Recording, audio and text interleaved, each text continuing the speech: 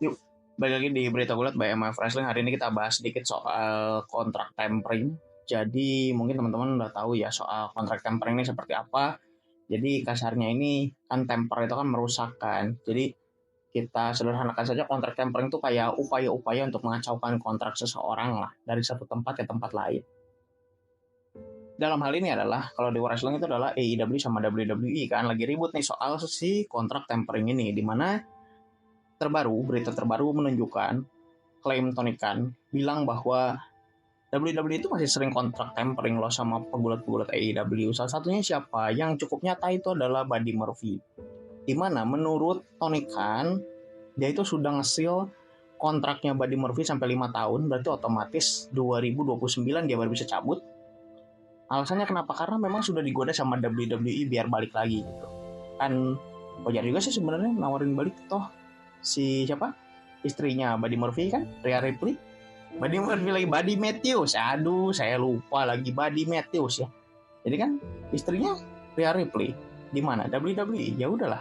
Jadi kayak WWE itu mungkin pengen nawarin dari situ ya. Kamu masa nggak ke balik gitu kan, bisa sama istri gitu. Itulah tawaran-tawaran itu kurang lebih kayak gitu.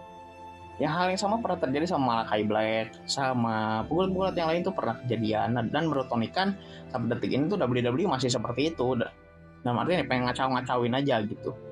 Dan ini juga nggak, ya saya juga cukup sering nemuin fans-fansnya AEW itu kayak nuduh-nuduhin WWE juga gitu.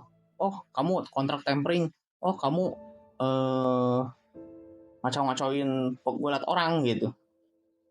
Kalau yang terbaru tuh kayak The Rascals, Jordan Grace sama Joe Hendry itu menurut fans AEW itu WWE ngacauin biar mereka cepat cabut dari TNA, karena at the end of the day kalau mereka udah beres kontraknya dari TNA bakal gabung ke WWE.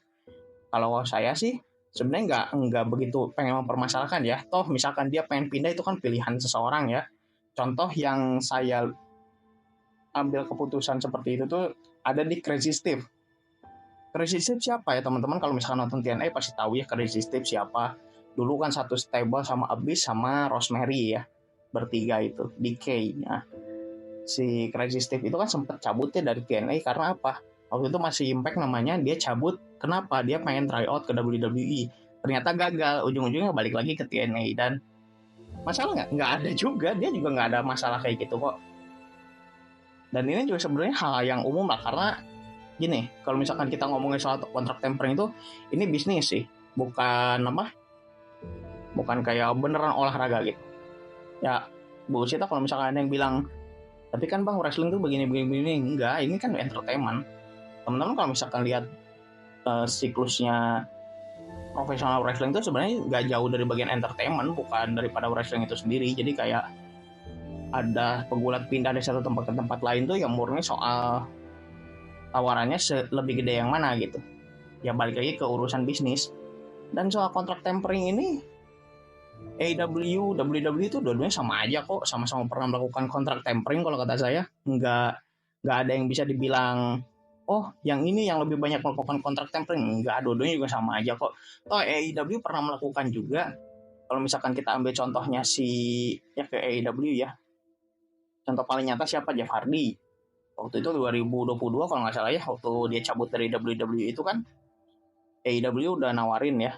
Itu bahkan tuh kayak baru cabut loh, baru H+1 cabut gitu ya. Sementara kan si Jeff Hardy punya clause non compete clause 90 hari. Tapi sama AEW itu udah digoda-godain, Pak ke WWE ke AEW lah gitu. Pak masuklah sini gitu. Dan Jeff Hardy memang sudah oke nanti saya masuk kalau misalkan sudah non compete clause-nya sudah beres. Tapi sama AEW itu bahkan sempat diiklanin sebelum non compete clause-nya selesai, sehingga WWE waktu itu pengen ngesomasi AEW.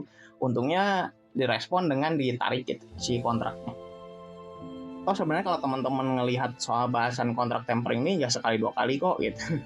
Tapi yang terbaru memang Tony Khan ngomong gitu, dan respon Triple H sebagai orang yang menangani WWE seperti apa. Kalau teman-teman lihat sebenarnya kan nggak ngasih respon signifikan juga si Triple H itu di soal ini. Tapi yang terbaru itu di Instagramnya Sportskida kan ada berita itu, Sportskida Wrestling, SK Wrestling ya namanya. Nah, nanti teman-teman cari di situ. Itu Triple H nge-like postingan itu ya.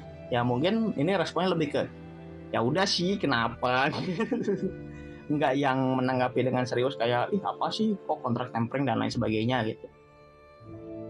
Tapi ke Triple H ya udah sih namanya juga bisnis pak itu. Ya saya juga setuju sih namanya juga bisnis. Ini soal siapa yang lebih kuat aja. Kalau misalkan teman-teman merasa oh ini nggak fair, oh ini nggak fair ya. Kalau teman-teman merasa dari awalnya juga teman-teman lebih condong ke satu pihak pasti akan bilang nggak fair juga gitu. Tapi setelah dipikir-pikir kan balik lagi pegulat-pegulat juga ini adalah bagian dari serikat pekerja gitu sehingga ya mereka berhak untuk menentukan mana yang lebih cocok. Ada yang mungkin lebih suka di WWE, ada yang mungkin lebih suka di AEW, ada yang mungkin nggak pilih dua-duanya dan lebih pilih tempat lain. Contohnya siapa yang pilih stay di WWE? The Usos. Waktu itu The Usos sempat ditawar sama AEW.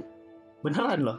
Beneran, kalau teman-teman nggak yakin tuh sebenarnya The Usos tuh sempat ditawarin gabung ke AEW, tapi faktanya ditolak. Karena apa? Waktu itu ada tawaran, ternyata The Usos itu memang dari awal pengen stay dan dipancing manajemen tuh biar Pak bisa nggak? Bisa kali nawarin lebih gede gitu. Atau mungkin yang nggak pilih dua-duanya siapa? Matt Cardona. Karena Matt Cardona dari awal ya pengen bangun karir dari nol lagi setelah cabut dari WWE. Agak sakit hati juga gitu dia dipecat sama WWE. Tapi dia nggak mau ke AEW semata-mata karena teman-teman dia udah pada di sana, sementara dia nggak kebangun karirnya gitu. Makanya dia lebih memutuskan untuk stay di indie dulu sampai mungkin waktunya sudah bilang Pak mending stay di sini gitu. Dia bilang kayak gitu. Dan dia juga berterima kasih sama pasangannya, sama istrinya Chelsea Green gitu, sehingga ya dia bisa seperti sekarang. Ya itu aja dulu buat hari ini bahas soal kontrak tempering. Besok saya pengen bahas lagi soal kontrak tempering tapi pakai kasus yang cukup unik yang mungkin teman-teman gak kepikiran kok bisa pakai ide ini gitu ya. Tapi saya sih udah kepikiran dari lama, cuman baru bikin aja. Ya, silakan kalau ada yang mau ngasih ide, saran atau mau komen soal beritanya, silakan tulis di komen, like dan share jika video dirasa bermanfaat, dan subscribe biar nggak ketinggalan video berikutnya dari MF Wrestling. Itu aja dulu buat hari ini, semoga kita bisa bertemu kembali di video berikutnya. Sekian.